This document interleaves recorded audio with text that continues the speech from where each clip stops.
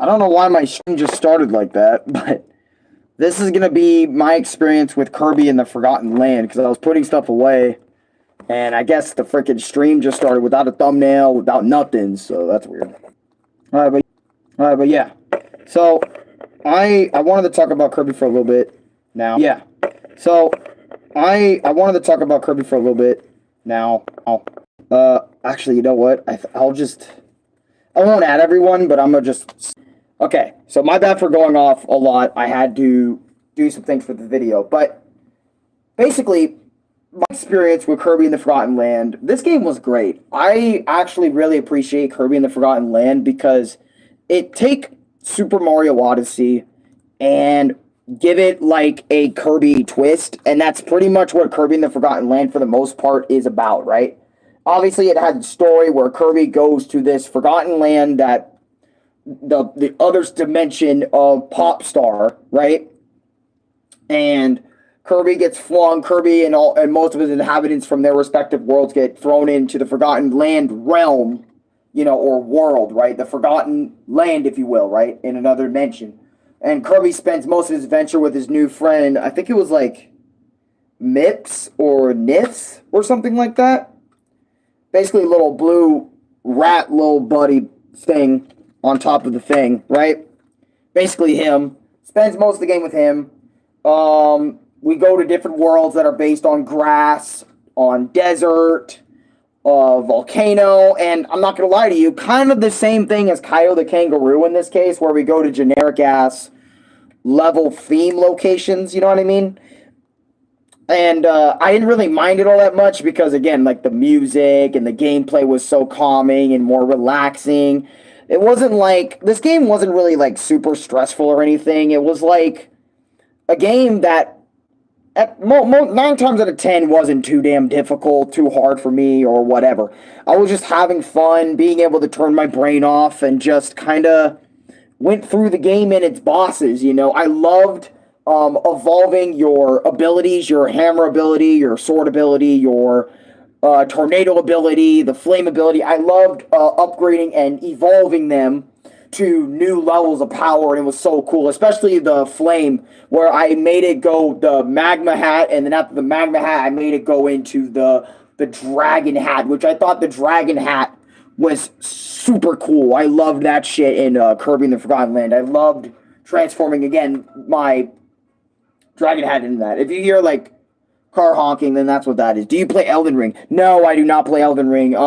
Everyone I ever known suggests me not to play that. But who knows? Maybe someday in the future I might, but it is over 100 hours, and I don't really care for 100-hour video games all that much. I'll give them a try, but like, if it's too long, it's too long, and I might not finish it. So that's why I like shorter, condensed experiences. And plus, usually whenever a game I say is like 5 hours, usually it takes me way longer than 5 hours. Or if the game themselves, the devs say it's 5-hour game, then it's 10 hours for me. Like, it's approximately, because of the time spans that I play. But yeah, evolving Kirby abilities, getting new ones. I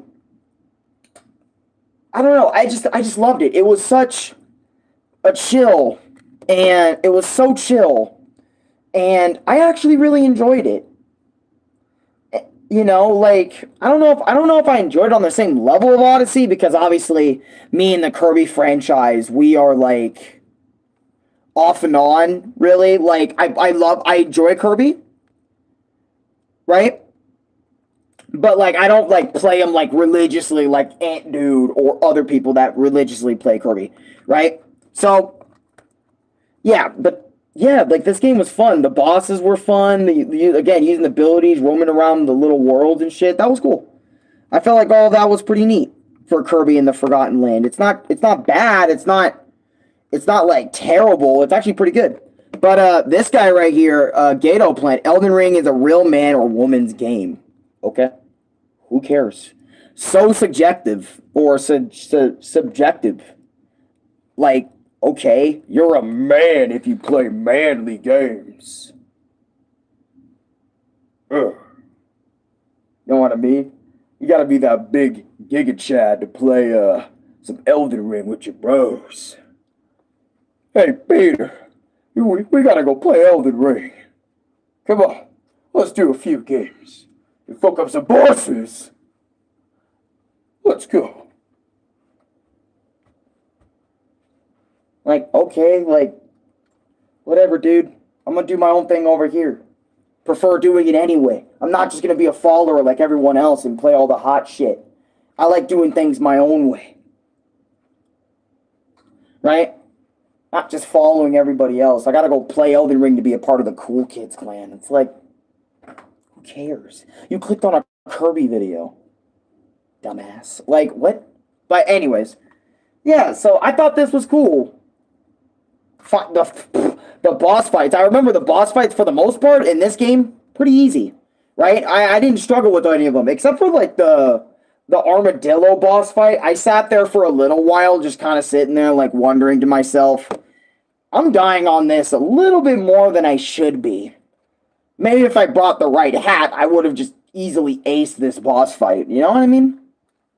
So, but other than that boss, I remember like I played the final boss, which apparently Kirby fought the literal embodiment of the ultimate fucking life form. And I was sitting there like, what is this? Shadow the Hedgehog?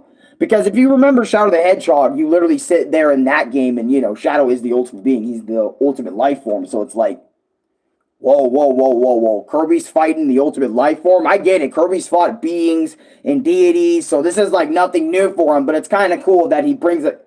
He transforms himself into a literal semi-truck and fucking murks the final boss, the ultimate life form and shit, which is kind of cool. Right? And, yeah, apparently as well in this game, the ultimate life form can bring Planet Popstar's entire dimension and try to collide it with the Forgotten Lands dimension. I don't know where that goes in power scaling, but I remember when I saw that, and I was sitting there like, Kirby fights shit on a regular basis that is wild to me. That can, like, fuck with all-powerful, almighty beings and shit, and I was like, always so confused by that. I think I even died on the ultimate life form at least once, or maybe twice, because, like, I remember I accidentally inhaled my Kirby hat, and I was like, no, fuck.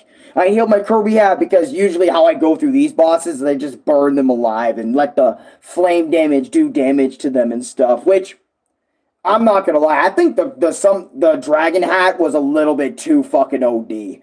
In this game, because I was able to murk bosses like in record freaking time. You know, it's kind of like boss fights go so fast in this game. They kind of remind me of Kirby's Kirby's Nightmare in Dreamland for the Game Boy Advance. That's what these bosses really remind me of. But yeah, other than some great graphics, great music, Kirby doing what Kirby does best, this is a solid fucking platformer for someone to pick up and play. And honestly, again, I enjoyed it, again, infinitely more than a lot of these other games people like to play nowadays. But I love this experience.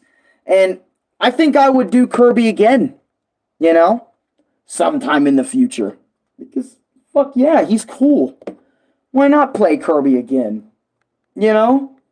Fuck. And I remember at the ending of Kirby and the Forgotten Land, like the cutscene, I remember sitting there, like, at the end of the credits, like, Wolf Dude or Lion Dude that we face as one of the near end and final bosses.